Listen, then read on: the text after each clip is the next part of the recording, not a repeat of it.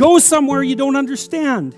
You have to go into the unknown. And that's God's first command. Go into the unknown. Because you already know what you know. And that's not enough unless you think you're enough.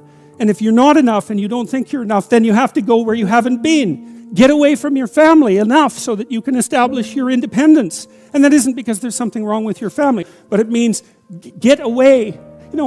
I talk to people very frequently whose families have provided them with too much protection. And they know it themselves, and that means they're deprived of necessity. And you have to get yourself away from your dependency in order to allow necessity to drive you forward.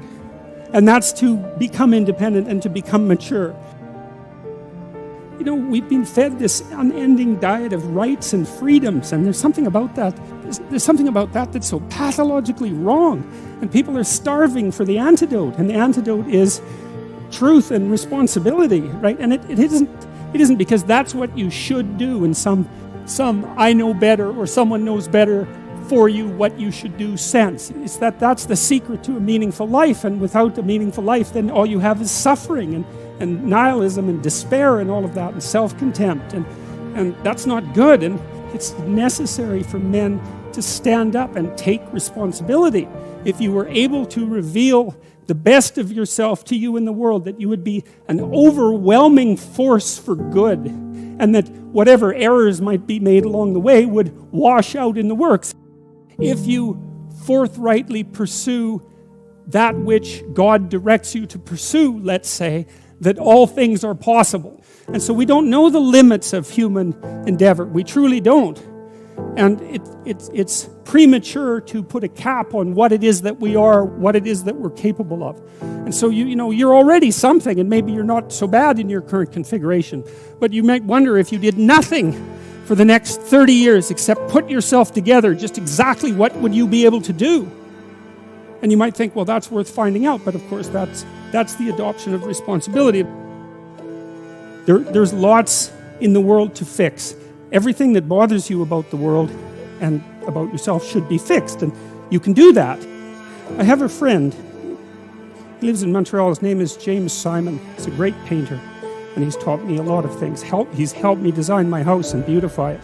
And I bought some paintings from him a couple of years ago, and he did this series of paintings where he went around North America and stood in different places, and then he painted the view from here down. And so it's his feet planted in different places, on roads, in the desert, on the ocean.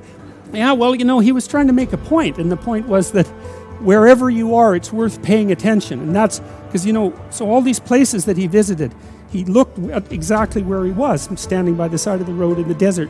Sort of mundane in some sense, but then maybe he put 40 hours into that painting, and it's very, very realistic painting with really good light. And what he's telling you as a painter is everything is worth paying attention to an infinite amount, but you don't have enough time. And so the artist does that for you, right? The artist looks and looks and looks and looks and looks, and then gives you that vision. And so then you can look at the painting, and it reminds you that everything that there is right where you are. And that's a hard thing to realize, but it's actually true. And so I've been telling people online in various ways and in lectures that they should start fixing up the world by cleaning up their room. How you would like your life to be, what you would like your character to be 3 to 5 years down the road, if you were taking care of yourself like you were taking care of someone that you actually cared about. So you kind of have to split yourself into two people and treat yourself like someone you have respect for and that you want the best for. And that's not easy, because people don't necessarily have respect for themselves, and they don't necessarily want what's the best for themselves, because they have a lot of self-contempt and a lot of self-hatred, and a lot of guilt. I think you have an obligation. It's one of the highest moral obligations to treat yourself as if you're a creature of value.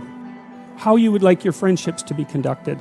Because it's useful to surround yourself with people who are trying to move forward, and more importantly, who are happy when you move forward and not happy when you move backwards. Not when you fall, that isn't what I mean, but when you're doing self-destructive things, your friends shouldn't be there to cheer you on.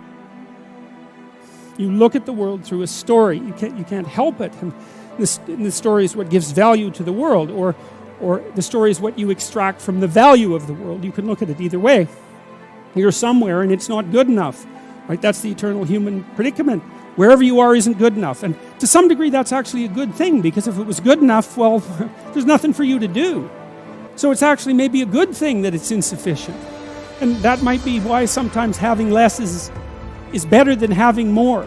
And I don't want to be a Pollyanna about that. I mean, I know that there's deprivation that can reach to the point where it's completely counterproductive. But it isn't always the case that starting with little is... if you start with little, you start with more possibility. It's something like that. So you move always from what's unbearable about the present to some better future, right? And if you don't have that, then you have nothing but threat and negative emotion. You have no positive emotion, because the positive emotion is generated in the conception of the better future and then the evidence that you generate yourself that you're moving towards it.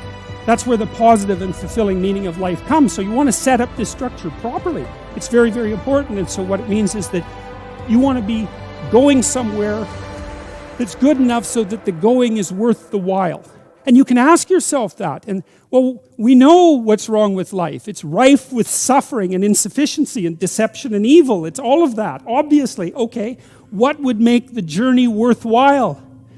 Well, you can ask yourself that. It's like, all right, in order to bear up under this load, what is it that I would need to be striving to attain? And if you ask yourself that, that's to knock and the door will open. That's what that means. If you ask yourself that, then you will find an answer and you'll shrink away from it. You'll think, well, there's no way I could do that. It's like, well, you don't know what you could do. You don't know what's possible. And you're not as much as you could be. And so God only knows what you could do and have and give if you sacrificed everything to it. You have to sacrifice that which is most valuable to you currently that's stopping you. And God only knows what that is. It's certainly the worst of you. It's certainly that. And God only knows to what degree you're in love with the worst of you.